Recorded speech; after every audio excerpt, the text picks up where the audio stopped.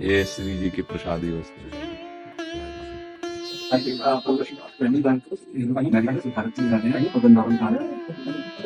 जो आत्मा है, आप लोग इनको वृंदावन धाम नाम के बारे में बताते हैं। ये हमारी भाषा समझेंगे हिंदी? ये अनुवाद कर देंगे। जी ठीक है। हम बोलेंगे, हम आई कैन ट्रांसलेट इट, हम इंग्लिश में भी हम ट्रांसलेट कर सकते हैं। हाँ, स्थूल से सूक्ष्म श्रेष्ठ है, सूक्ष्म से कारण श्रेष्ठ है, कारण से तुरीय श्रेष्ठ है, तुरीय से ब्रह्म श्रेष्ठ है, ब्रह्म सुख से वैकुंठ सुख श्रेष्ठ है, वैकुंठ सुख से द्वारिकापुरी का सुख श्रेष्ठ है, द्वारिकापुरी से मथुरापुरी का सुख श्रेष्ठ है, मथुरापुरी से ये ब्रज 84 कोस का सुख सर्वोपरि, और इसमें मुकुटमणि वृंदावन है। जितना भी भागवतिक सुख, उन सब सुखों में परम सुख प्रदान करने वाला वृंदावन है। क्यों? क्योंकि जो कहीं देखने को नहीं मिलेगा वो यहाँ दिखाई देते हैं। अलक्षम राधाख्यम निखिल निगमई रप्यति तराम रसाम बोधे सारम किमपि सुकुमारम विजयते। परम सुकुमार तत्व श्री राधा किशोरी, ये उनका महल है वृंदावन। यद वृंदावन मात्र गोचरम हो यन्न श्रुतिकम शिरो प्यारूढ़ क्षमते न यच्छ्यु सुखादे नाम तु यद ध्यानगम यद प्रेमामृत माधुरी रसमयम यन नित्य कैशोरकम तद्रूपम परिवेष्टुमेव नयनम लोलायमानम मम। ना आगम में, न निगम में, न पुराण में, न कहीं किसी लोक में जिनका साक्षात्कार नहीं हो सकता, वो हमारी श्री किशोरी जो है। कौन है किशोरी जो? श्री कृष्ण के हृदय का मूर्तिमान प्रेम, सांद्रानंद घन प्रेम मूर्ति किशोरी। श्री कृष्ण जो भगवान है, अखिल ब्रह्मांडों के स्वामी है, उनके हृदय का जो आह्लाद है, आनंद है, प्रेम है, जब मूर्तिमान हुआ तो श्री लाडली जी के रूप में विराजमान है। श्री वृंदावन धाम में एक बार जो आ गया, ये श्रीपाद प्रबोधानंद जी महाराज सकृत माने होता एक बार जो आ गया और यहाँ की रज में लोटा और यहाँ की किसी लता का आलिंगन किया और यहाँ विराजमान भगवत स्वरूपों को एक बार प्रणाम किया, तो वो कहीं भी रहता हो किसी देश में, वो निश्चित दुर्गति को प्राप्त नहीं होगा, भगवत प्राप्त होगा। एक बार वृंदावन का इतना महात्मा है। अगर किसी पुष्प के वृंदावन के और ठाकुर चरणों में चढ़ा हुआ आप सूंघ लिए तो नर्क यंत्रणा से बच गए, इतने मात्र से। और कहीं रोज रज का तिलक लग रहा है और भगवान नाम मुख में है और धाम वासियों से अपनापन हो गया है और वृंदावन जिभ्या से निकल जाए, क्योंकि ये निकलना बिना किशोरी जी की कृपा के नहीं हो सकता। श्री राधिका कृपा बिनु सबके मन नगम, जिनको वृंदा विपिन है कृपा तिनहि की होए, वृंदावन में तवहीं तो रहन पाइए सोए। वृंदावन नाम पुकारना, वृंदावन आके दर्शन करना, या 2-4 दिन वास करना या आजीवन वास करना, ये केवल लाडली जी की कृपा से होता है, राधा रानी की कृपा से होता है। और उनकी कृपा एक बार जिसे हो गई तो इतनी करुणामयी है जो कभी रिस नहीं करती, चाहे जितनी गलती कर जाए। सहज स्वभाव करो नवल किशोरी जी को, मृदुता दयालुता कृपालुता की राशि है। नेक हूं न रिस कहूं भूली हूं न होत सकी, रहत प्रसन्न सदा ये मुखास। ऐसी सुकुमारी प्यारे लाल जी की प्राण प्यारी, धन्य धन्य धन्य तेज इनके उपास है। श्री वृंदावन धाम हमारी प्यारी जी का महल है, जहाँ की रज की वंदना उद्धव शिव सनकादि करते हैं। समस्त गोपीजन श्री प्यारी जी के प्रेम से ही प्लावित हैं। श्री गोपीजनों में जो प्रेम श्री कृष्ण प्रेम है, वो लाडली जी की चरण रज का प्रभाव है। लाडली जो प्रेम मूर्ति है, श्री कृष्ण प्रेम का मूर्तिमान स्वरूप लाडली जो है। किसी को भी प्रेम प्राप्त होता है श्री कृष्ण का, तो प्रेम लाडली जो है। राधा किशोरी से वृषभानुनंदिनी की कृपा से श्री कृष्ण प्रेम प्राप्त होता है, क्योंकि प्रेम का मूर्तिमान स्वरूप। तो ये धाम प्रेम धाम है। अब निज धर्म आपनो कहत, तहाँ नित्य वृंदावन रहत, बहुत प्रेम सागर जहाँ। ये जिस रज में आप देख रहे हैं, चल रहे हैं, बड़े बड़े प्रेमियों के आंसुओं से भींगी हुई सब रज है, ये वृंदावन है। गोपी जनों से लेके अभी तक इतने भगवत विरही, इतने प्रेमी जन, जिनकी आंसुओं से भूमि, एक बार जो इस रज का अभिषेक कर लिया, एक बार इस भूमि में प्रणाम कर लिया, एक बार बिहारी जो राधा वल्लभ, राधा रमण, राधा दामोदर, इनके दर्शन कर लिए, वो पुनः इस संसार चक्र में नहीं जाए। श्रीपाद प्रबोधानंद जी, हाँ, हमारी स्वामिनी का स्वभाव है, एक करुणा समुद्र है। एक बार जो उनके, तभी तो बड़े बड़े महापुरुष चरण रज की याचना करते हैं। उद्धव कहते हैं मुझे वृंदावन की कोई लता औषधि गुल बना दो। तो क्यों? बोले क्योंकि यहाँ की रज उड़कर हमारे ऊपर पड़ेगी ना, तो हम भी प्रेम को प्राप्त, ये रजरानी प्रेम प्रदान करती है। धाम आए हो, रज में बैठे हो, अब निश्चिंत हो जाओ। बस ये है कि नाम जब न छूटे तो बढ़िया बात बन जाए। जो नाम गुरु जी ने दिया है, नाम निरंतर, अगर नाम नहीं तो फिर आपको जो बाद में मिलेगा तो मिलेगा, लेकिन वर्तमान में आप जलोगे। जैसे आपकी जेब में 1 अरब रुपया की चेक है, आपको पढ़े लिखे होने पता नहीं, तो आप 1-1 रुपया मांगते घूमोगे, अरबपति तो हो तुम। अब बाद में कोई मिल जाए बता दे तो आप हो जाओगे। ऐसे नाम जापक निरंतर परमानंद की तरफ बढ़ रहा है। ऐसा भगवान नाम गुरु जी ने दे दिया, मानो चेक दे दी, अब उसको हम स्वाद नहीं ले रहे, तो मांगते घूम रहे। विषय पुरुषों के सामने हाथ फैलाना या विषयों की आकांक्षा करना, मांगना है। धाम, नाम, रूप और लीला, ये 4 अमृत हमें गुरुदेव ने दिए हैं। धाम, नाम, रूप और लीला। हम वैष्णव जन भगवत दासत्व को प्राप्त जो हुए हैं, इसका स्वाद लेते हैं। नामामृत, रूपामृत, लीलामृत और धामामृत। धाम में आ गए हो, निश्चिंत हो जाओ, बस नाम पकड़ लेना, तो वर्तमान में अनुभूति होने लगेगी कि धाम क्या है। यदि नाम जप नहीं होता तो प्रभाव, जैसे मणि मिल गई, अब आप जानते नहीं, जौहरी से मिलो तो पता चले कितनी कीमती है। तो पाए रतन चीन्हो नहीं, दीन्हो करते डार, ये माया श्री कृष्ण की मोह सब संसार। धाम में आ गए ना, अब हो गया काम। अब इस बात को समझ ले कि नाम जप करो, एक पलक झपकने के लिए भी नाम न छूटे जो गुरुदेव ने दिया है। महामहिम प्रभु का नाम साक्षात प्रभु ही है। यदि नाम निरंतर चल पड़े तो स्थिति झलक जाए कि एक बार वृंदावन गए थे तो आपका परिवर्तन हो गया, आप प्रेमी हो गए। भोगों में आसक्त चित्त, अब भोग अच्छे नहीं लगते। ब्रह्मादिक के भोग सब विषम लागत ताई, नारायण ब्रजचंद की लगन लगी है जाए। श्री कृष्ण प्रेम जहां उत्पन्न, कोई भोग अच्छा नहीं लगता, विश्वत लगने लगता है, वमनवत लगने लगता है। तो धाम बड़ा कृपालु है, पर लाडली जी की कृपा से ही आया जाता है। लाडली जी की आपके ऊपर कृपा हो गई, आप श्री कृष्ण कृपा अवश्य अनुभव में आ जाएगी। पर नाम जपते रहो और वृंदावन की रज का सेवन करो। जिस राधा कुंज की रज है ना, और ये सब वृंदावन ही है, गिरिराज जी तलटे सब, ये जो रज लगी ना, ये हमारा गर्व है, ये हमारा सौभाग्य। जैसे सुहागवती स्त्री सुहाग बरती ना अपने प्रीतम, ये हमारा सुहाग है। अलग अलग भावों से मुनि प्रीतम, प्रीतम तो सबके एक ही है ना। प्रीतम 10-20 थोड़ी, वही प्रीतम है भाई, वही श्री कृष्ण तो है ना। अब अलग अलग भावों से स्वाद लिया जा रहा है प्रभु के नाम रूप लीला का, स्वाद अलग अलग हो सकता है, प्रीतम तो वही है ना। तो बस नाम जप में अब स्थित हुआ जाए, हमारा एक क्षण भी कभी नाम से खाली न जाए। हम साधारण जीवन अपनाए तो असाधारण विचार हमारे सुरक्षित हो जाएंगे भजन के लिए। यह तो सच्ची बात है। विलासिता का स्वयं का जीवन नहीं होना चाहिए। हमारे पास जो सुख सामग्री वो दूसरों के लिए है, अपने लिए जिससे कम खर्चे से काम चल जाए वैसे चलाना चाहिए। अपना जीवन बहुत ही सात्विक होना चाहिए। हम टूटी से उतने ही जल लेते हैं जितनी आवश्यकता हो, उतने ही बिजली चलाना जितनी आवश्यकता नहीं। तो बल्ब बंद करके अगर प्रकाश से काम चल रहा है बाहरी, तो बल्ब नहीं जलाना। अगर पंखे से काम चल रहा है तो कमरे में फिर हमको एसी नहीं चलाना। अगर बिना पंखे एसी के घंटा 2 घंटा कट रहा है तो हम वैसे, जितना आप कम खर्चे का जीवन, उतना ही आपका भजन उत्तम बढ़ेगा। आप ये मत सोचो कि तुम मेरी संपत्ति में जितना चाहूं महंगे से महंगा प्रयोग कर सकता हूं। नहीं, सब संपत्ति रघुपति के आई, श्री जी के आए। एक आदमी 5,000 रुपए में एक बार अपना खान पान व्यवहार करता है, और उसी 5,000 रुपए से 50 आदमियों को कुछ कुछ पवाया जा सकता है। जब हमारा काम जमीन में सोने से चल सकता है तो पलंग की क्या जरूरत है। चलो भाई, पलंग में जब हमारा एक चद्दर बिछा के काम चल सकता है तो डल्लब के गद्दे की जरूरत क्या है। भगवत मार्ग के हम प्रतीक है। महापुरुषों के वचन, साधारण से साधारण पहले जीवन जीना सीखो। एक कुशासन और मार्किन के सिवा कुछ नहीं बिछाए थे। एक कुशासन, उसका आसन, उसके ऊपर मार्किन। साधारण तौर तरीके। अगर असाधारण भजन करना है तो हमारी बात मान लो। जितना रजोगुण बनवाओगे, जितना रजोगुण एकत्रित करोगे, उतने तुम्हारे भजन में बाधक होगी। मरोगे तो वही, शरीर भी नष्ट होगा तुम्हारा और मकान भी दूसरे के हाथ लगेगा। काहे को समय बर्बाद कर रहे हो। अगर साधारण जीवन व्यतीत करते तो रोना आता, प्रभु मुझ गरीब, मुझ दीन पर कृपा कर दो। भगवान की प्राप्ति के लिए जबरदस्ती अपने राज्य को अपने पुत्र को देकर के महाराज मनु हरिताप गवन बन की ना, आप वृंदावन आए हो, बहुत दैन्यता से जियो। आपके पास अर्थ है और भूखे प्यासे ऐसे लोगों को पवाओ, दूसरों की सेवा में लगाओ। संत सेवा, भगवंत सेवा, श्री जी को सुंदर सुंदर पोशाक, श्री जी को भोग लगा के बांट देना, उत्तम भोग लगाए, मोर मरकट को सेवा। अपने लिए बहुत साधारण, साधारण मार्किंग, साधारण कपड़ा उल्ली, साधारण से जीवन, तभी असाधारण भजन होगा। जितना आप अधिक खर्च करेंगे अपने शरीर के ऊपर, साधक बहुत ध्यान से सुने, चाहे गृहस्थ हो, चाहे आपका पैसा नहीं है, वो भगवान का है। आप उचित अपने ऊपर खर्चा करें, परिवार के सुख में लगावें, संसार के सुख में लगावें, गौ सेवा, संत सेवा, भगवत सेवा, अन्य अन्य अपने जीवन में बहुत कम खर्चा। आप अपने समय को अधिक से अधिक बचाकर भजन में लगाएं। यदि आपके पास बहुत अच्छी धन राशि आ चुकी है तो आपको अब ज्यादा जरूरत नहीं है, तो आप उसे लोक सेवा, भगवत सेवा में लगाते हुए हर समय भजन में लगिए। ज्यादा फैलाओ मत फैलाइए। सच्ची कहते, बहुत सावधानी की जरूरत, बहुत सावधानी। अरे चाहे आप जितना 3.5 हाथ का शरीर है तुम्हारे हाथ से, उसको किसी एक कोने में पड़े रहना। मार केवल बवाल रचे हो, अहंकार पुष्टता, मार रजोगुण की पुष्टता। हाँ, इस दरवाजा इसका आना चाहिए अमुक प्रदेश से, तो खिड़की इसकी अमुक प्रदेश की होनी चाहिए, तो लिफ्ट अमुक कंपनी की होनी चाहिए, वस्तु अमुक कंपनी। बड़ा दिमाग किसी में, मर गए कंपनी सब लगाए। ऐसे बड़े बड़े भवन बने हुए, महल बने हुए, कबूतर हग रहे, रहने वाला कोई नहीं। पुरानी बिल्डिंगें देखो जो राजा महाराजाओं की, तुम्हारी तो क्या। ये प्रमादी स्वभाव हटाइए। भजन के बहाने सुख भोगने की आदत छोड़िए तो परमात्मा प्राप्ति जल्दी हो जाए। डट करके सब झंझटों से निपट करके भजन करो। जीवन को प्रमाद से बचाकर प्रयत्न में स्थित करो।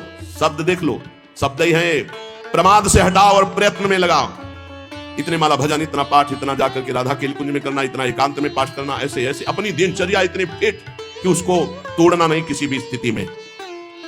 परमात्मा को भुला देने वाले सामग्री, विषयों, इन सबको हटा दो। अभी लगन नहीं लगी, इसलिए जहां तुम्हारा वास है वहां कोई भी ज्यादा भगवत विमुख करने वाली वस्तुएं अच्छी नहीं होनी चाहिए। बात ध्यान रख लो। जहां वास कर रहे हैं पूरे में राधा राधा राधा राधा राधा राधा राधा, गुरुदेव राधा वल्लभ, गुरुदेव राधा वल्लभ। जहां दृष्टि, उनकी पोशाक, उनकी माला, उनकी बस एक आसन शयन के लिए, एक आसन बैठने के लिए, बस। आधुनिकता का जितना दर्शन होगा रजोगुण बढ़ेगा, भजन हटेगा। मान लीजिए, बहुत सावधान रहिए। वृंदावन है, वृंदावन की थोड़ा तो रहनी रखो। राधा राधा राधा राधा।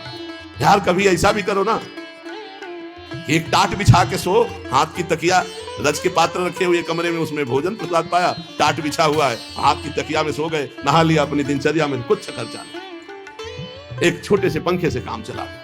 अगर आजकल इतनी बिल्डिंगें बन रही कि वायु बाहर की नहीं मिल रही। शरीर को जैसे रखो वैसे रहेगा। शरीर को जैसे रखो, वर्षों कभी बिजली नहीं रखी यही हितधाम में कटवा के, जैसे रखो। थोड़ी देर पसीना पसीना, जितनी नींद आनी आनी, उठ के बैठ गए, फिर मंत्र जो हमको सोने के लिए है।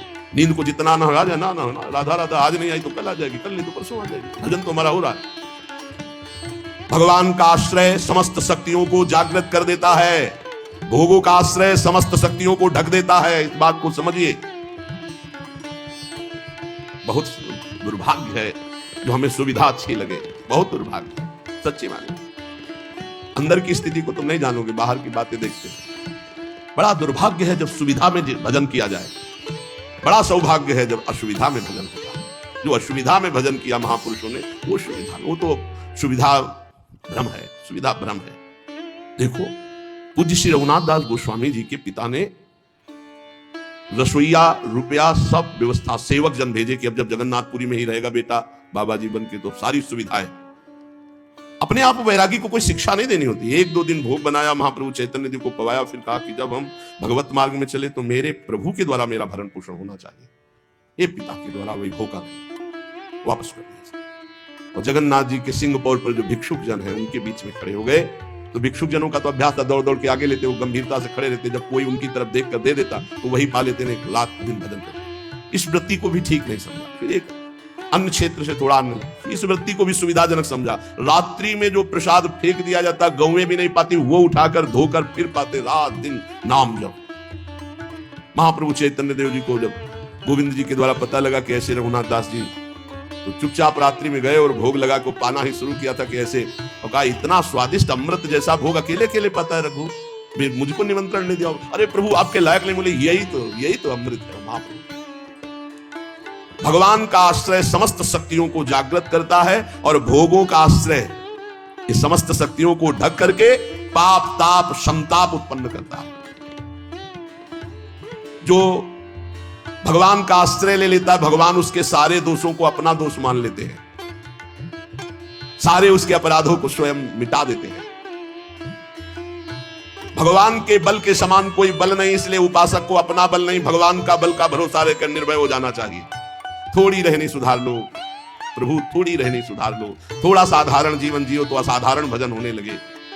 ये सब ठीक। बाहर सच्ची कहते हैं, दुर्भाग्य समझो जो सुविधाजनक जीवन जीकर भजन करना चाहते हैं, जो साफ सुविधाओं को ठुकरा करके, साफ वैभव है लेकिन बहुत अकिंचन जीवन जीते हैं, बलिहारी उनके जीवन की। भगवान जितनी रचना रचे उसका प्रतिक्षण परिवर्तन हो रहा है और नाश की तरफ जा रही है।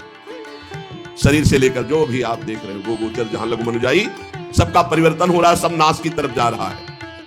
ये क्षण ध्वंसी है, किसी भी क्षण में नष्ट हो सकता है। जो तुम देख रहे हो सब, यहां का मिलना संतोषजनक नहीं है। यहां व्यक्ति मिल जाना, वस्तु मिल जाना, स्थान मिल जाना, यहां कोई संतोषजनक नहीं है, क्षणिक है, दुखद है। श्री भगवान पर विश्वास करके सर्व प्रकार से उनके ऊपर निर्भर होकर जो भजन करता है वो मंगल को प्राप्त होता है। क्षणभंगुर शरीर का क्या पता कब नाश हो जाए। भगवान की इच्छा से जो कुछ है उसी में संतुष्ट रहो। जो तुम्हारे पास है वो दूसरों की धरोहर है, तुम्हारी नहीं है। तुम कम से कम खर्चे में जीवन व्यतीत करो। इस नाट्यशाला में, जगत नाट्यशाला में भगवान के खेल को, सृजन पालन संहार, 3 खेल के रहस्य को जान करके खूब नाम जप करो। पता नहीं कल किसका आए कि ना आए। भगवान बहुत समीप है हमारे, उनसे अधिक समीप अन्य कोई भी नहीं है। उनका जितना चिंतन करोगे, उन्हें जितना अपने समीप देखोगे, उतना ही तुम परम सुखी होने लगोगे और भगवान तुम्हें दिखाई देने लगेंगे कि नजदीक है। जब तक अपनी इंद्रियों को वश में नहीं करोगे, मन को वश में नहीं करोगे, तब तक परमात्मा स्थिति नहीं आती। श्री भगवान ने गीता जी में अर्जुन जी से कहा कि जो योग युक्तो विशुद्धात्मा विजितात्मा जितेंद्रिय सर्वभूतात्मा भूतात्मा कुर्वन्नपि न लिप्यते, जिसकी इंद्रियां भजन के प्रभाव से वश में हो गई हैं, जिसका अंतःकरण मन बुद्धि चित्त अहंकार निर्मल हो गया है, जिसका शरीर पवित्र हो गया है साधन करते करते, शरीर वश में, इंद्रिया वश में, मन वश में, बुद्धि वश में, चित्त वश में, अहम वश में, संपूर्ण प्राणियों के आत्मस्वरूप भाव में जो स्थित है, अब उसको कोई कर्म नहीं बांध सकता। नहीं, हर कर्म जीव को बांधता है। जिसकी इंद्रियां वश में है, जिसका मन वश में है, जिसका शरीर पवित्र हो चुका है, निष्पाप, वो पुरुष कुछ भी जो कर रहा है कभी वो पाप को प्राप्त नहीं होगा। कोई भी कर्म उसे बांध नहीं सकता। इसी को तो जीवन मुक्तता कहते हैं, परम आनंद।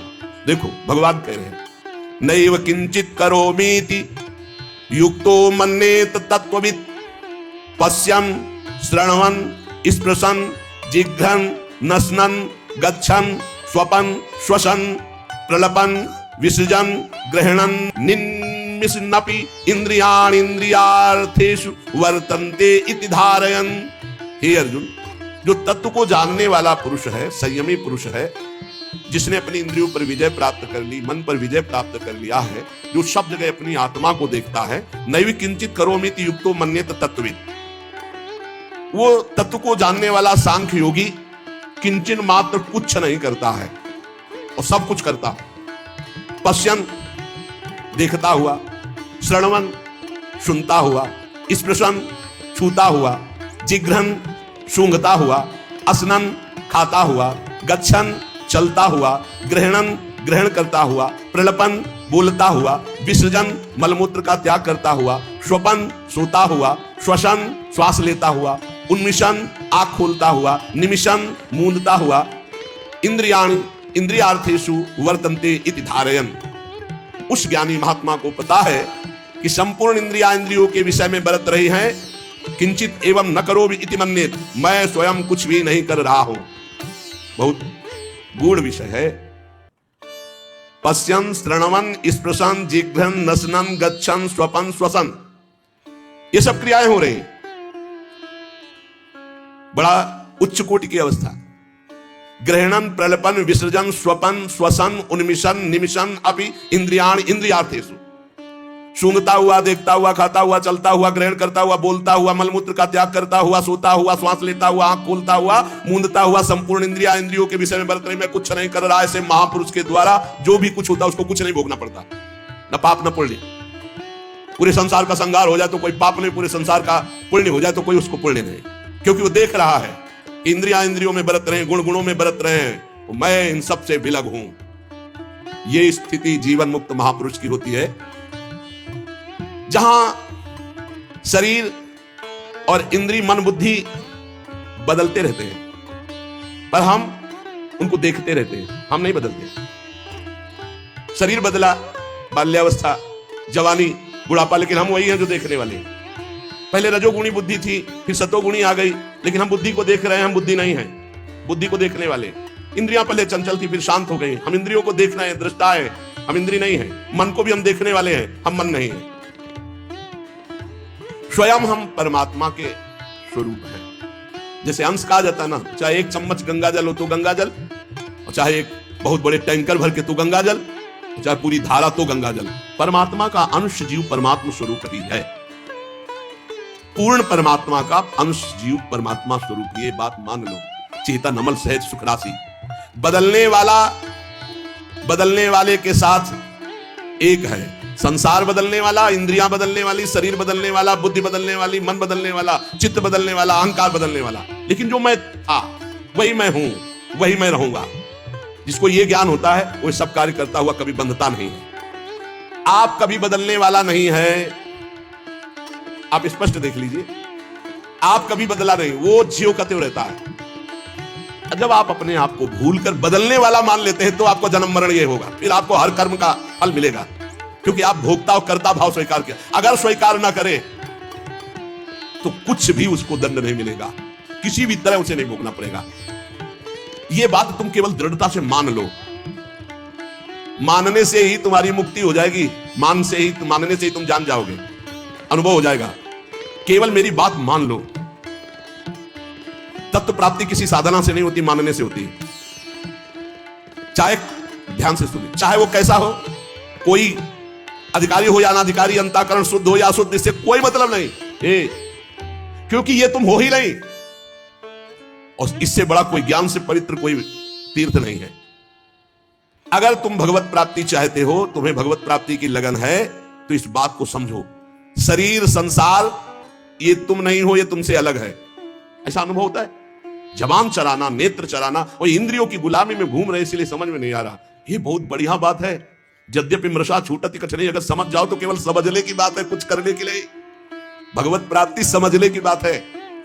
ये बहुत सुंदर बात, इसी को हमने कई बार सत्संग में कहा है। आप अपने अंतःकरण की बात किसी से मत बताइए कि आपको कोई विकार है। जब आपसे कोई पूछे तो मुस्कुरा के उत्तर दो, बहुत सुंदर, बहुत कृपा है ठाकुर जी की, बहुत आनंद है। वो धीरे धीरे अंतरे में भस्म हो जाएंगे। उनकी सत्ता ही नहीं, आप जब सत्ता देते हैं तभी वो आपको परेशान करते हैं। भगवान कहते हैं, मात्रा स्पर्शास्तु कौन्तेय शीतोष्ण सुख दुःखदा आगमा पाइनो अनित्यास्तास्ति तिक्षस्व भारत। ये आने जाने वाले विकार हैं, इनकी सत्ता नहीं है। इनको चुपचाप सह जाओ अंतःकरण में। तुम्हारे में तो आए ही नहीं। अंतःकरण में तन्मयता होने के कारण तुम्हें भास रहा है। तुम में तो कभी कोई विकार हो ही नहीं सकता। तुम तो निर्विकार सच्चिदानंद थे, वो रहोगे। कभी कोई विकार तुम्हारे को छू ही नहीं सकता, कभी कोई पाप तुम्हें छू ही नहीं सकता। इस शरीर से हुआ, शरीर को भोगना पड़ेगा। तुम शरीर नहीं हो।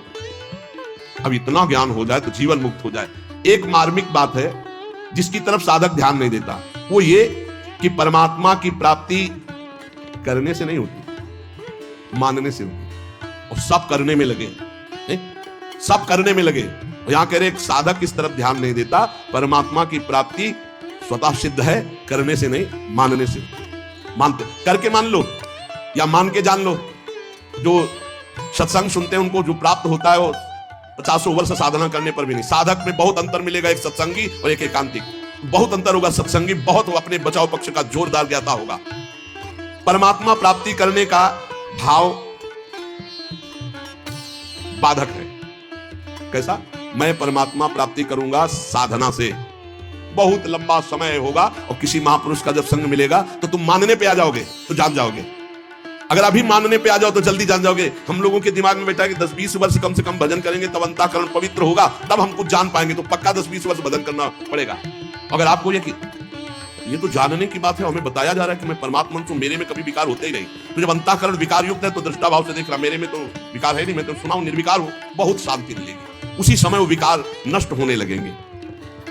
बड़ा बड़ा जप अनुष्ठान, ध्यान अनुष्ठान, ये सब जो करके प्राप्त करने के बहुत लंबा समय लगेगा। करने से कर्तृत्व भाव पुष्ट होता है। कर्तृत्व भाव आने से व्यक्तित्व भाव होता है, और व्यक्तित्व में ही सारे प्रकृति के विकार जुड़े हुए हैं। उसी में फिर वो रच पच जाता है। बड़ा सूक्ष्म विषय, क्योंकि ये पूर्व का है इसलिए बहुत आनंददायक है। शरीर से तदात्म कर्तृत्व भाव से हुआ है। निर्लिप्तता का अनुभव करना ही है, चाहे जिस मार्ग से करो, कर्म योग से, भक्ति योग से, ज्ञान योग से। इसलिए क्रिया की मुख्यता साधक में रहती है भगवत प्राप्ति का। तो आप बोलो क्या करूं? क्रिया की मुख्यता रहती है। आप बोलो मैं क्या करूं? मैं ये करता हूं, मैं ये करता हूं, मैं इतना पाठ करता हूं, मैं ये करता हूं, ये करता हूं। किसको लेके बोल रहे हो? वाकेंद्री से पाठ कर रहे हो, शरीर से सेवाएं कर रहे हो, चेष्टाएं कर रहे हो, लेकिन तुम तो इससे अलग हो ना। इतना ज्ञान है कि नहीं? अगर इतना ज्ञान नहीं तो सब कुछ अहंकार की धारा में हो रहा है, वो शुभ कर्म के अंतर्गत आ जाएगा। जब अहम की धारा शरीर से जुड़ जाती है तो भाषा बदल जाती है। सुनना भाषा, पहचान लेना। मैं करता हूं, मैं खाता हूं, मैं पीता हूं, मैं बोलता हूं, मैं चिंतन करता हूं, मैं निष्कामी हूं, मैं कामी हूं, मैं क्रोधी हूं, मैं क्षमावान हूं। मैं के आगे जितना जुड़ गया वो सब प्रकृति राज्य। क्रिया होती शरीर से, वो मान रहा मैंने किया। हर इंद्रियां क्रिया कर रही हो, हमारी इंद्रियों के कर्ता बने बैठे हैं। काम क्रोध आ रहे हैं, अंतःकरण में मान रहे हैं हम अपने में। इसीलिए जीवन मुक्त होना कठिन कहा गया है, क्योंकि सोचते कुछ करके जीवन मुक्त होंगे। जो करोगे जीवन मुक्तता जो है उसी को ढकने वाली बन जाएगी। इसलिए महापुरुष अकर्ता होते हैं, अचाह होते हैं, पूर्ण काम होते हैं। बोले साधना करते करते हो गए? नहीं, हमारा स्वरूप ही पूर्ण काम है, सिद्ध है। चाहे अभी मान लो, चाहे 50 वर्ष साधना करने के बाद मान लेना। नहीं तस्य कृते नार्थो ना कृते नेह कश्चन। वास्तव में स्वयं में कभी कोई क्रिया होती नहीं, और शरीर बिना क्रिया के रह नहीं सकता। जब स्वयं निर्लेप रहता है तो शरीर से पवित्र आचरण होते, पाप आचरण नहीं। चुप हो जा। क्या कह रहे? सबसे बड़ी साधना है चुप हो जा। अलग देखो अपने आप को, शरीर से, इंद्रियों से, अंतःकरण से। चुप हो जाओ। तुम करता नहीं हो, परंतु गलती यही होती कि चुप नहीं रह पाते। शांत नहीं रह पाते, सत्ता का अनुभव नहीं कर पाते, बस क्रियाओं में हम फंस गए हैं। स्वयं में कोई क्रिया नहीं है। इसीलिए भगवान कहते हैं वो महापुरुष जो स्वयं को जान गया, वो पश्यन श्रवण स्पृशन जिघ्रन असनन गच्छन ग्रहणन प्रलपन विसर्जन स्वपन श्वसन उन्मिशन निमिशन अपि इंद्रियाण इंद्रियार्थेषु। देख लो, देखता हुआ किससे देखता है? कौन देख रहा है? बोले नेत्रेंद्री देख रही है। किसको देख रही? अपनी प्रकृति को ही। प्रकृति के बने हुए नेत्र प्रकृति को देख रहे हैं। आप इसके दृष्टा हैं। किसके? नेत्रेंद्री के। आप नहीं देख रहे। देखने का काम नेत्रेंद्री है। आप देख लीजिए, नेत्रेंद्री बंद हो गई। अब बताओ सामने कौन बैठा हुआ है? आप नहीं देख रहे, नेत्रेंद्री देख रही। तो देखता हुआ भी मैं नहीं देख रहा हूं, देखता हुआ भी मैं नहीं देख रहा हूं, क्योंकि मैं नहीं देख रहा हूं, नेत्रेंद्री देख रही है। सुनना काम किसका है? श्रवणेंद्री का। अगर श्रवणेंद्री को अभी बंद कर दिया जाए तो आपको बाहर खूब बातें हो रही नहीं सुनाई देंगी, आप नहीं सुन सकते, क्योंकि सुनने का काम श्रवणेंद्री का है। तो मैंने नहीं सुना, श्रवणेंद्री सुना, मैं उसका दृष्टा हूं, साक्षी हूं। छूने का काम स्पर्शन त्वगेंद्री से, त्वगेंद्री के बिना स्पर्श का अनुभव नहीं होता। जिघ्रन सूंघने का काम घ्राणेंद्री, असनन खाने का स्वाद लेने का काम रसेंद्री, गच्छन चलने का काम कर्मेंद्रियों में चरण, ग्रहण करने का काम हस्तेंद्री, प्रलपन बोलने का काम वाकेंद्री, मलमूत्र त्याग करने का गुदाएंद्री, स्वपन सो रहा है, श्वास ले रहा है, आंख खोल रहा है, मूंद रहा है, संपूर्ण इंद्रियां सब इंद्रियों में बरत रहे। इसको मैं जानने वाला हूं, लेकिन मैं देखता सुनता खाता पीता नहीं हूं। खाने पीने का काम प्राणों का है, प्राण पुरुष। मैं प्राण थोड़ी, मैं तो आत्म तत्व हूं, भगवत स्वरूप ईश्वर का अंश हूं। ये ज्ञान जिसको हो गया तो कह रहे किंचन मात्र कभी कोई उसके ऊपर बंधन नहीं रहता। सिद्ध महापुरुष के ऊपर कोई, इसीलिए सुधानिधि में भी ये लिखा है कि जो महापुरुष राधा वल्लभ लाल के रहस्य मार्ग में प्रविष्ट हो चुका है, देहातीत भाव, अब वो चाहे विषय ग्रहण करे या त्याग कर दे, बहिर्मुख पुरुषों के पास बैठे हो, एकांत बैठे हो, कैसी भी स्थिति में रहे, उसे कोई नहीं बता सकता। विषयान ग्रहणंत मुंचंतु वा कैर्वा भाव रहस्य पारंगति श्री आदि का प्रेता, एक स्थिति है।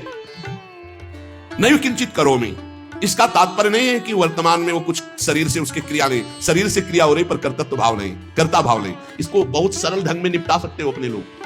कर्तृत्व भाव भी है, मैं कर रहा हूं लेकिन प्रभु के लिए कर रहा हूं, प्रभु को समर्पित कर दिया। जो गति इसकी होगी ज्ञानी की, वही गति भक्त की होगी। सरलता पूर्वक समझ लीजिए, अहंकार को बिना समर्पित किए काम बनने वाला नहीं, चाहे ज्ञान से, चाहे कर्मयोग से, चाहे भक्ति योग से। ये जो कर्ता और भोक्ता भाव है, यही हमें भगवत प्राप्ति नहीं होने दे रहा। अगर ये बात समझ में आ रही हो, थोड़ा पवित्र बुद्धि हो गई हो, तो आप देख लो। अगर नहीं समझ में आए तो बिल्कुल सरल बात है, भगवान इसी की प्राप्ति के लिए कहते हैं यत् करोषि, जो तुम कर रहे हो मेरे को समर्पित कर दो। क्योंकि अपने लोगों का शरीर भाव दृढ़ है, कर्ता भाव दृढ़ है, तो अब हमारा कल्याण कैसे हो? तो जो हम कर रहे हैं वो प्रभु के लिए कर रहे हैं। हर समय नाम जप करो, सारे कर्म प्रभु को समर्पित कर दो। अहंकार वो घसीट लेंगे, जीवन मुक्त वो बना देंगे। एक बनाना हो तो भगवान कृपा करके जीवन मुक्ति जना देते हैं। एक होता प्रयास करना, प्रयास से तो कोटि कल्प लग सकते हैं, और एक क्षण में वो अपनी स्थिति प्रदान कर सकते हैं। इसलिए प्रभु का नाम जप करो, प्रभु के आश्रित रहो, सारे कर्म प्रभु को समर्पित करो। और बीच बीच में इतना बात समझ लीजिए कि आप भगवान के हैं, ये शरीर प्रकृति का है, ये प्रकृति का शरीर प्रकृति में ही मिल जाएगा, आपके साथ नहीं रहेगा। और आपके साथ जो भगवान है वो सदैव थे, हैं और रहेंगे। यही अनुभव करना भगवत का।